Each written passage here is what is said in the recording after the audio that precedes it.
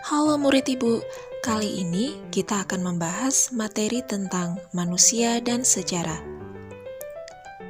Burung cemara mencari makan, selamat mendengarkan.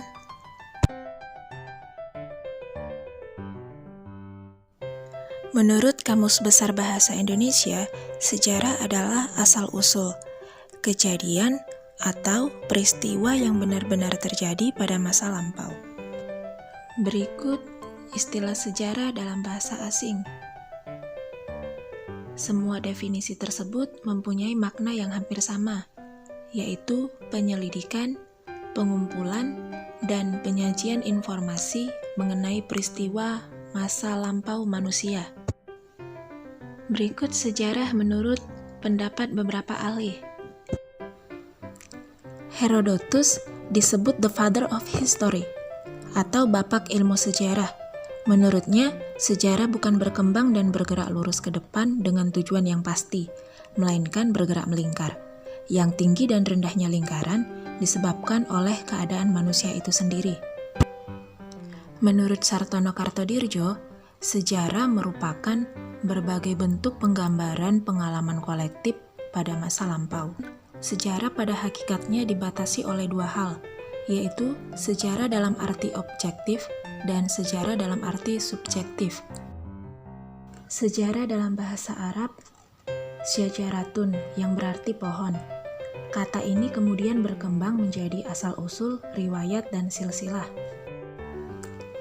Istilah ini memberikan gambaran sebuah pertumbuhan peradaban manusia dengan filosofi pohon.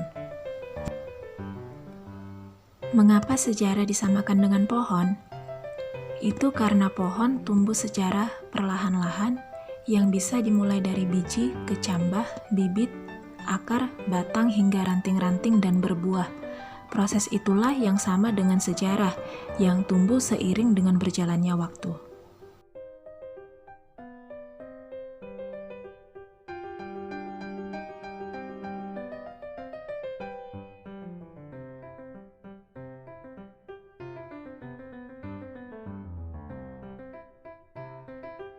Manusia dalam ruang dan waktu.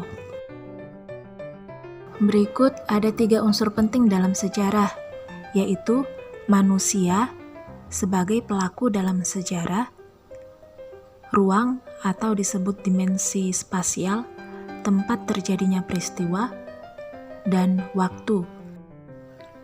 Coba perhatikan gambar berikut ini. Kita dapat melihat bahwa ada manusia, ruang, dan waktu.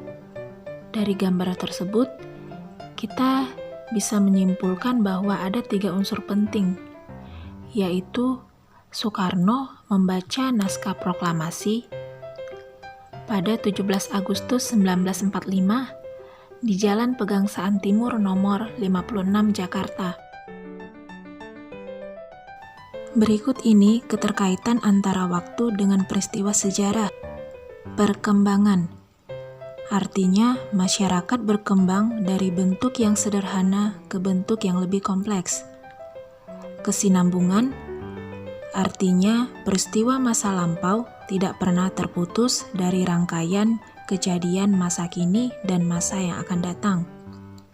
Pengulangan artinya fenomena yang pernah terjadi sebelumnya terulang kembali pada masa selanjutnya. Perubahan artinya terjadi apabila masyarakat membentuk praktik yang baru dan berbeda sama sekali dengan praktik sebelumnya.